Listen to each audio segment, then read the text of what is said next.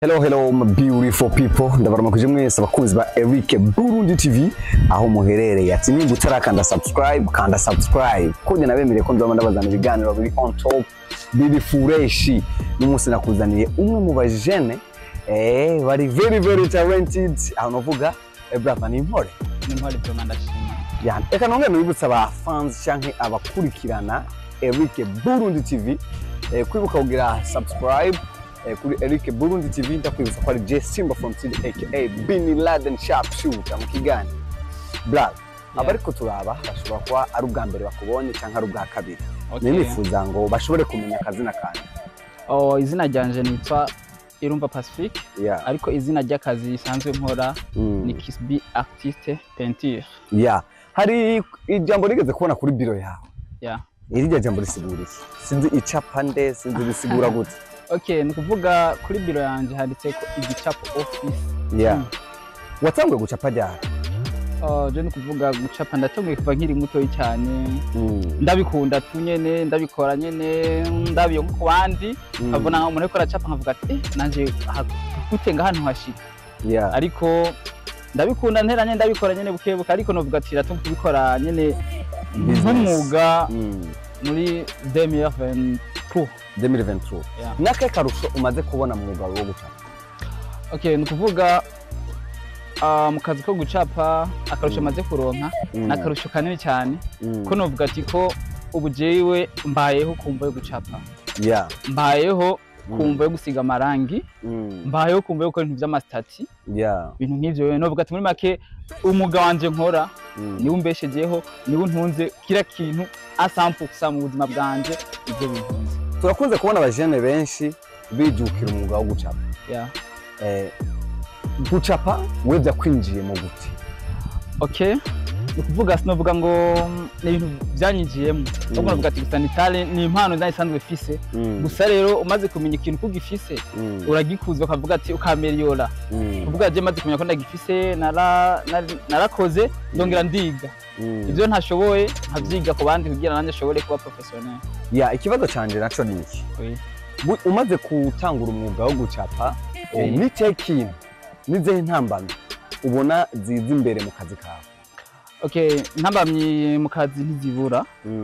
Nk'akarorero navuga ati nka jewe intambamye zimaze kunshikira, ndashobora kugenda gukora nk'umuntu ashobora kumbwira ati nkoreye kino kintu, kagenda tukumvikana ibiciro byose sawa, tukavugana ko hama nyuma nkavuga ati tukavugana ko mu mwanya nza ngaruka gukora.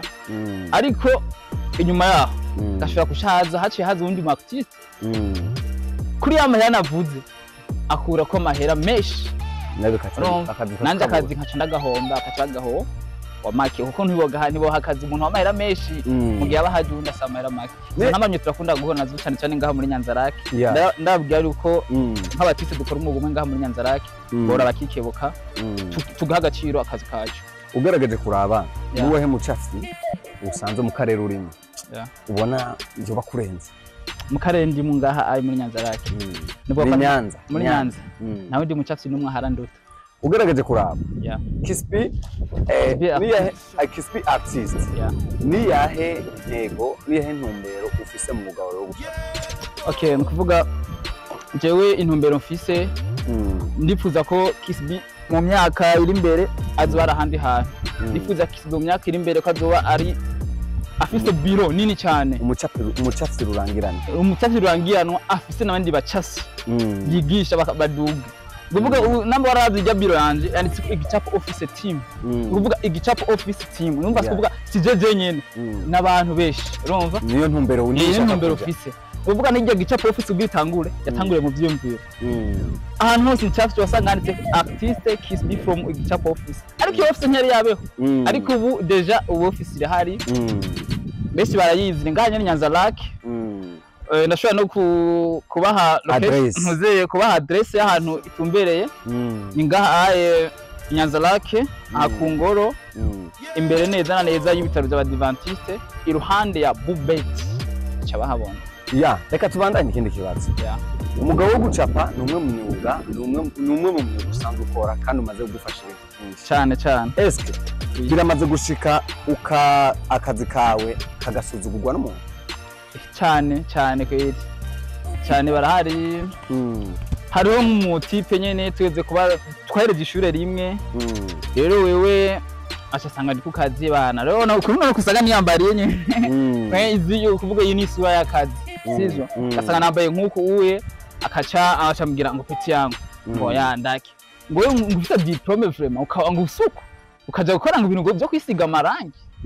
Ndambwiye ati peti yangu wewe ukibona yuko diplome ufise uzoryamika mu nzu kaza kwinjiriza amahera komeza uyidepoza mu nzu mugaje yewe akazi kose kanjiriza amahera ndakuba ndakarespect Kispi ya uragaragaje kuraba urumwe mu bajene bahize amashuri warahejeje bivanye na niveau ufise ariko ucuhitamo kugenda gucapa gucapa ubuze wabyakugiye mukira umwana muto why nta wundi mwuga ufise nyuma yo gucapa ndikuvuga nyuma yo gucapa ndafite imyuga myinshi ariko narabonye ati kambe nduzuyu ama nindi bikunze nzoyiduza ndikuvuga indi myuga mfise je ndaririmba inyuma yo kuririmba ndakina comedy na filme byose biko ariko ubona umwuga wo gucapa ni uzana inoti kugira ukoreshe bijya bindi kuko igituma n'ubundi ibyo gucapa navuga ati kamanze induzi ibyo gucapa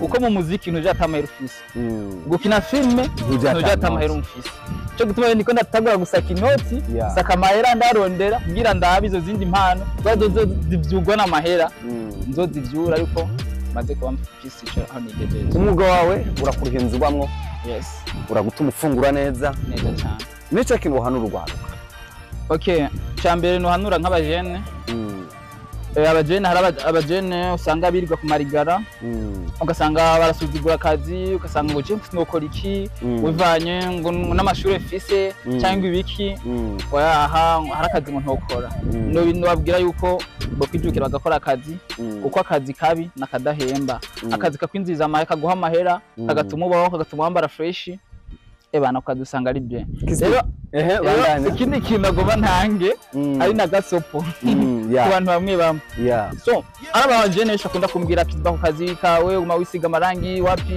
abana arabuhindure sivyo ariko abana babwire ko aka kazi nyene je mugani ko kambeshejeho niko gatuma ndo nkaburi kimwe sivyo rero muri abantu nyene rero nakubwiye mbere bana yagiye nyene keshi sinkunda kwambara nyene basi ngo ndenze urenze mu kwambara mandibe nko mu kazi umwe kwambara je nta ndonka ariko nyene bishitse tundambara nkabego rero mbere nyene ndatera gasire nyene kabye ariko rero nza mbona undi mutipara muri abatipe nyene bantu bagusuzuguye nzano opitya ndagomba ngo ngipfuyo ya Jordan ngize nagapantaro ndakora umudemo nantishe imagine bro kandi yarasuzuguye akazi kaje ya Jordan imagine bro nimukunde gukora abajene muzoshika mushatse impuzu muzozigwa nimwakora ariko mudakoze obyo dukore tegura imbona kaduza twishike ko neza dukora twese thanks Kispi yari Eric Burundi TV nariko na Kispi Kispi artist cyatsi rurangiranwa hari mu karere kacu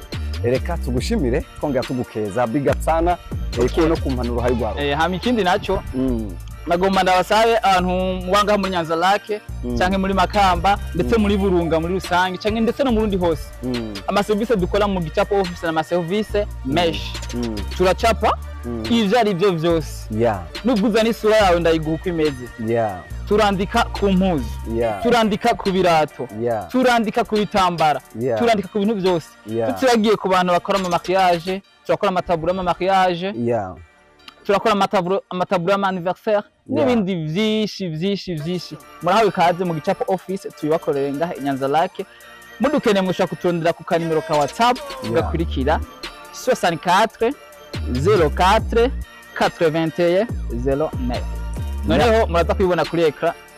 Merci sana baba. Okay, nawe ndabashimiye cyane kuba mwitanze mukama kaganiro merci sana.